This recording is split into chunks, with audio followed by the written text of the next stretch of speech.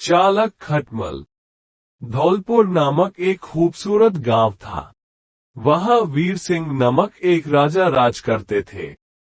राजा के शयन कक्ष में मंदविसपिनी नाम की जून ने डेरा डाल रखा था। रात को जब राजा सोने जाता है तो वो चुपके से बाहर निकलती है और राजा का खून चूसती है, फिर अपने स्थान पर जा छिपती है। संयोग से एक दिन अग्निमुख नाम का एक खटमल भी राजा के शयन कक्ष में आ गया। जब जॉन ने उसे देखा तो वहां से चले जाने को कहा। वो अपने अधिकार क्षेत्र में किसी अन्य का दखल सहन नहीं था। लेकिन खटमल भी कम चतुर नहीं था। बोला, देखो, मेहमान से इस तरह बर्ताव नहीं किया जाता। आज रात मैं तुम्हारा मेहमान हूँ। जो अंततः खटमल की खबरें चुपड़ी बातों में आ गई और उसे शरण देते हुए बोली, ठीक है, तुम यहाँ रात भर रुक सकते हो, लेकिन राजा को काटोगे तो नहीं, उसका खून चूसने के लिए।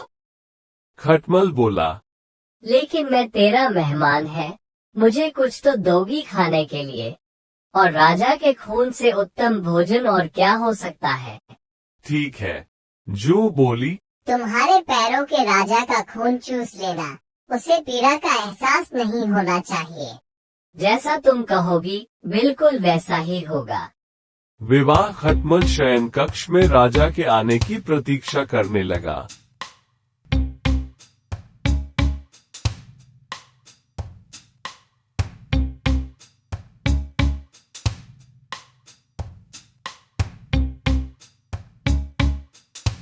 रात को राजा आया और बिस्तर पर पड़कर सो गया।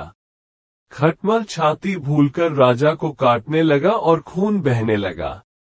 ऐसा स्वादिष्ट खून उसने पहली बार चखा था, इसलिए वो जोर जोर से खून चूसने लगा। इससे राजा के शरीर में तेजी से खुजली होने लगी और उसकी नींद खुल गई।